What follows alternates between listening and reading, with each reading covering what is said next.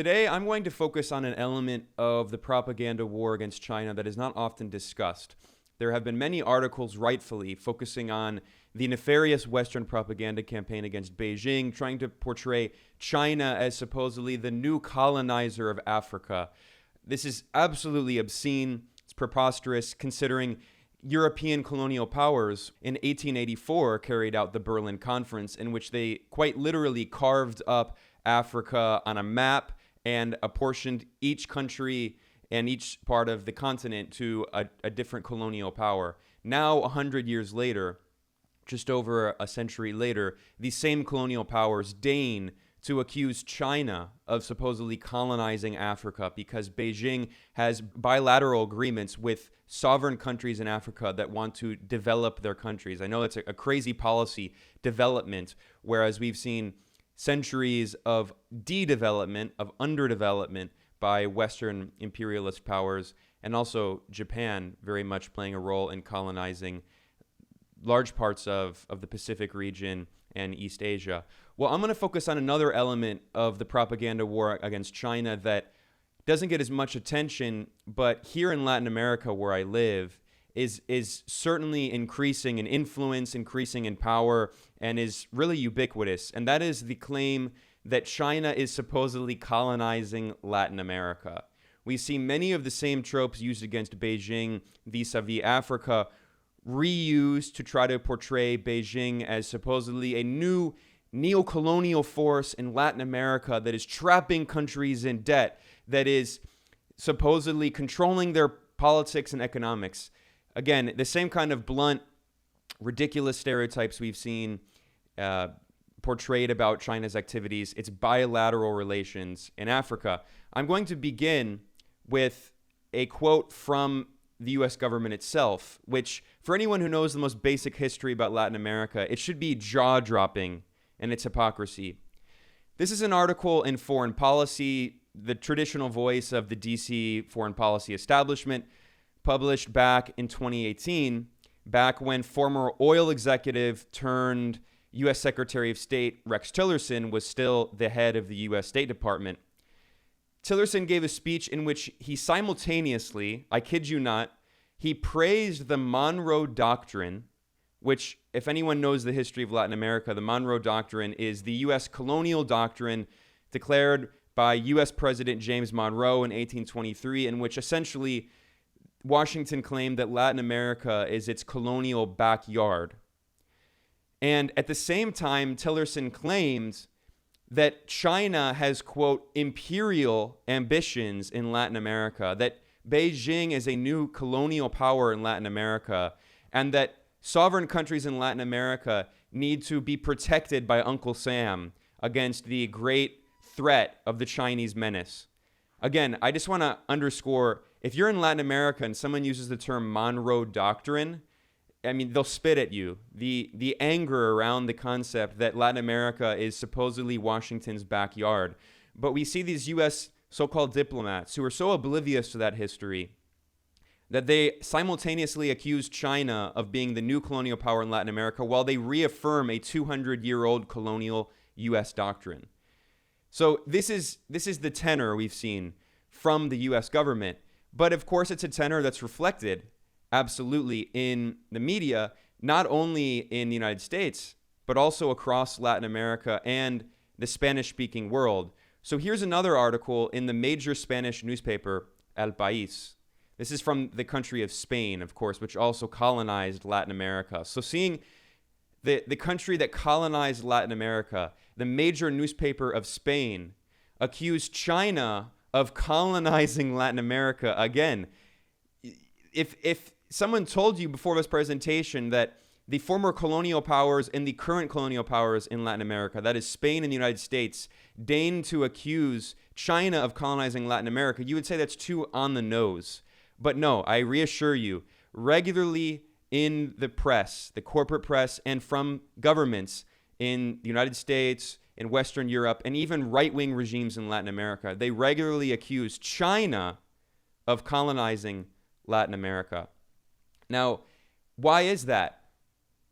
It's because in the early 2000s, with the rise of the so-called pink tide, now I want to say that The pink tide is not really a term used in Latin America. It's a term used outside of Latin America, but the progressive wave of governments in the region. You had Lula da Silva from the Workers' Party come to power in Brazil. You had most famously Hugo Chavez, the revolutionary, come to power in 1998 in Venezuela and declare the Bolivarian Revolution. It's called that because it's named after Simón Bolívar, who led the successful revolution against Spanish colonialism and tried to unify Latin America in a progressive small r Republican bloc against the Spanish monarchy, against colonialism.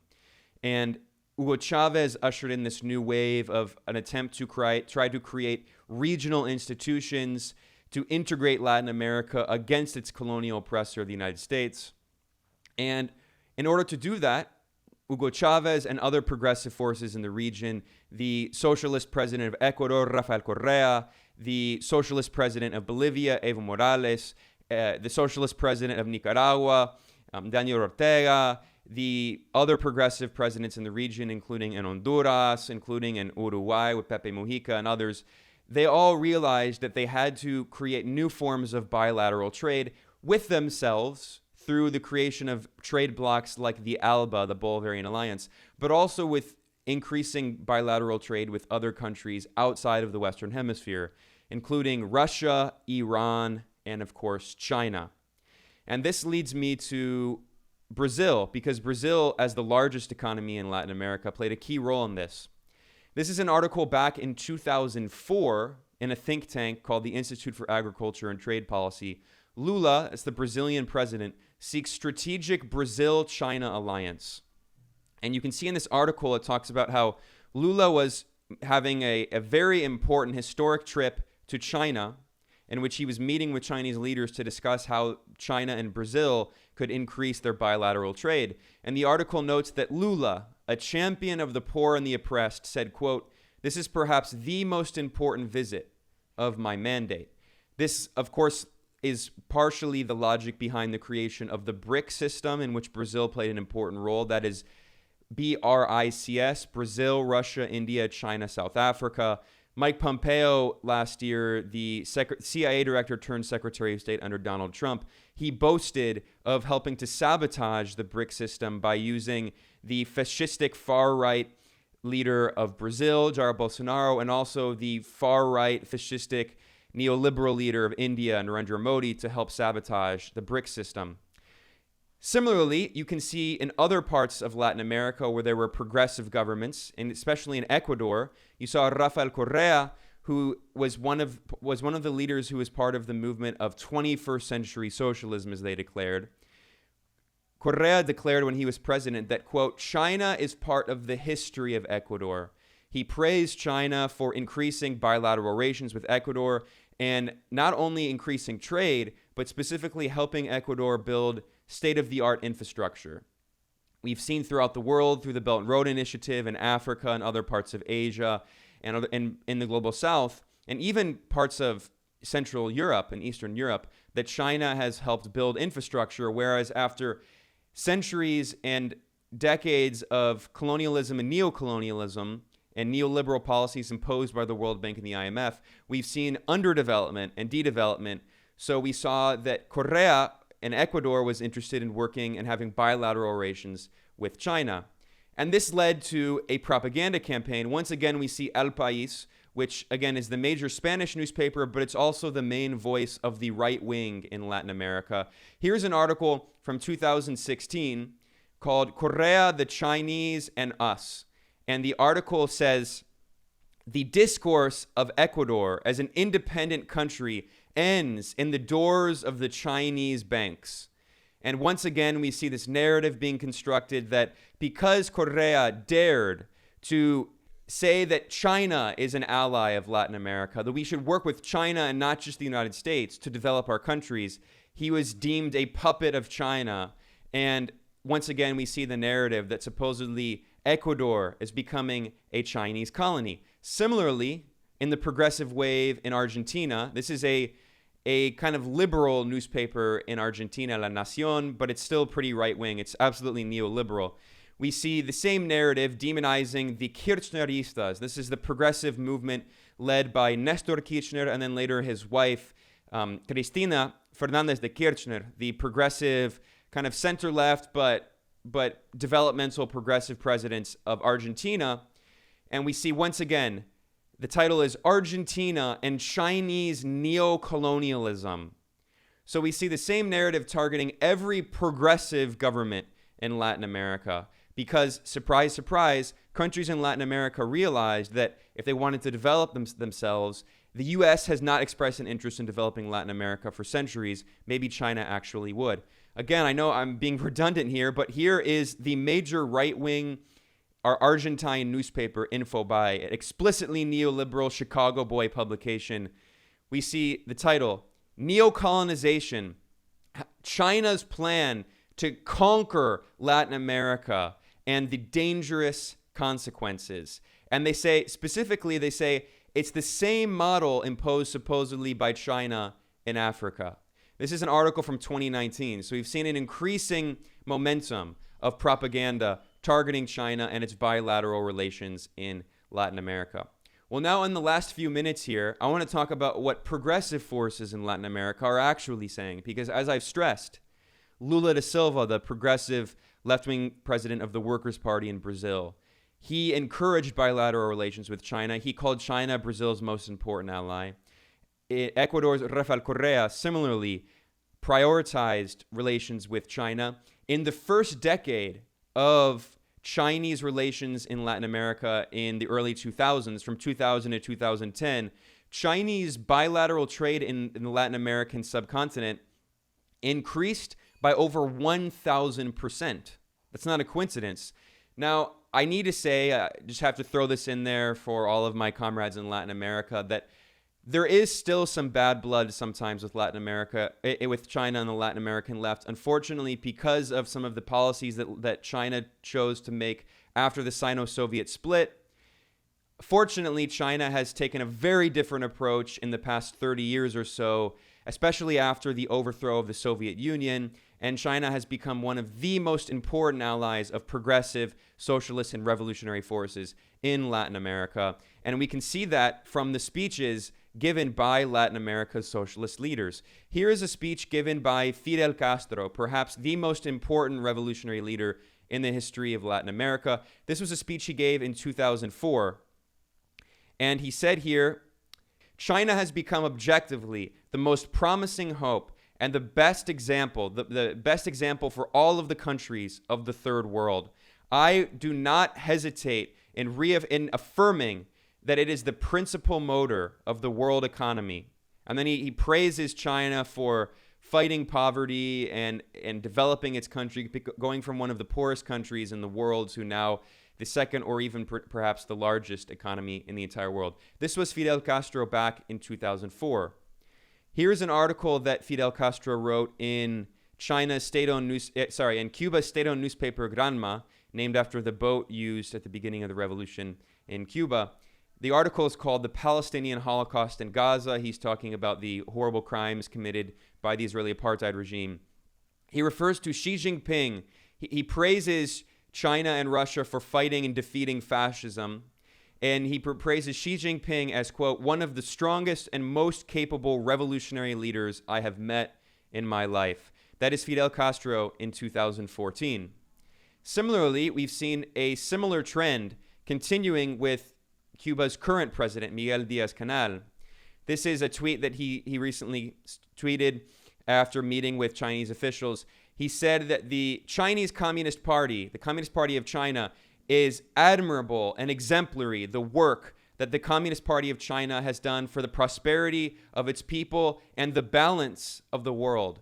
And that is an important word there, balance. This is a phrase that we constantly see used by Venezuelan and Cuban officials because they praise China for offering balance in their region after decades, after centuries of domination by the Spanish colonialists and the U.S. colonialists. Again, we see here Cuba's president praising our historic relations with China, which have been paradigmatic, which have been exemplary, and which are continuing to be fortified, continuing to grow, and continuing to expand. And then finally, I know I'm going a little over my time here, but finally, a few other quotes. We see what actual leftist leaders in Latin America say right now compared to the neoliberal corporate media outlets. We see Diaz-Canel, the president of Cuba, saying, China opens doors where others build walls. He's, of course, talking about Donald Trump and his attempt to expand the wall that, by the way, already existed on the southern border with Mexico. I want to point out that this is an extremely important poetic quote because of the racist narrative about China supposedly being a hermit kingdom because it built the Great Wall and supposedly China isn't interested in the rest of the world. We see Cuba's president saying China opens doors where others build walls. And then finally, this quote again from the Cuban president. He says, the People's Republic of China guarantees balance, multilateralism, and universal peace. So this is what actual revolutionary leaders in Latin America say, while meanwhile, the most reactionary forces in the world, including the right wing in Latin America and including the U.S. government itself, are telling Latin America to beware of Russia and China, as we see here in the CIA-created outlet Radio Free Liberty from the mouth of Rex Tillerson. Finally, the last thing I'm going to end on here are a few quotes from the president of Venezuela, Nicolás Maduro. In 2019, in February, Washington began an orchestrated campaign to overthrow the democratically elected socialist government of Venezuela by recognizing this puppet that at the time only 13 Venezuelans had heard of, named Juan Guaidó. And it's important to recognize that while Washington constantly stressed as part of this propaganda campaign that Juan Guaidó is recognized by nearly 50 countries, we should remember that according to the United Nations, there are nearly 200 countries, over 190 countries recognized in the world. So if we do some basic math, 50 out of 190 is only around 1/4. 3/4 of the world continued recognizing Venezuela, even at the peak of the U.S. coup attempt, and President Nicolás Maduro as the only legitimate constitutional president and government of Venezuela, including China.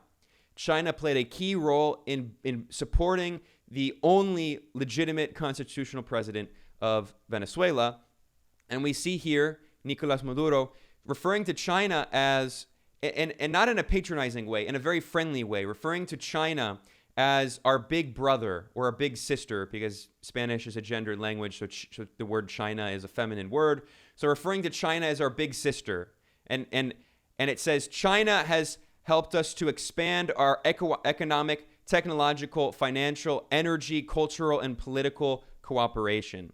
So it's not being our big brother or sister in the way of a patronizing way, but rather in the way of a big brother that is helping us to develop, not just economically, but politically in terms of energy. Here we see once again, our brotherhood with China is indestructible, President Maduro said.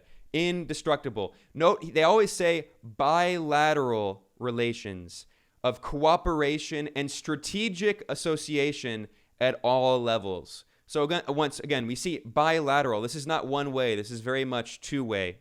Here we see Maduro once again say that thanks to China, we have created a new model of cooperation and productive alliances with our brotherly republic, People's Republic of China. So again, we see the language of China being a brother or a sister, and it's a model of cooperation. China is not telling Venezuela what to do. China is helping to develop Venezuela in bilateral relations. We are opening paths to peace and economic recuperation in the homeland. And then finally, one more tweet here from President Nicolás Maduro. And this is one of the most incredible speeches that he gave about China. He said, Chinese-Venezuela relations are advancing toward the perfect integration of brotherhood and respect. The perfect integration of brotherhood and respect. That certainly doesn't sound like a country that feels like it's being colonized by China. And once again, when we see the U.S. colonial powers, including the Trump administration, which repeatedly invoked the 200-year-old colonial Monroe Doctrine in relations to Latin America, when we see colonial powers refer to China as supposedly a colonial power in Africa and Latin America, they're of course silencing the actual voices of people who, I know it's crazy, actually live in the region. I know that might be a novel concept, but we should listen to people who actually live in the region. And specifically, we should listen to progressive, anti-imperialist, and revolutionary forces in Latin America and in Africa. And if you listen to those voices, if you look at polls of average working people in Africa, if you look at polls of people in Latin America, if you look at what progressive leaders across Latin America and Africa are saying, they are thanking China for having respectful bilateral relations. And at the end of the day, we see yet another example of how this propaganda campaign claiming that China is supposedly colonizing Latin America is the most hypocritical, obscene projection for what Washington has done in Latin America for 200 years.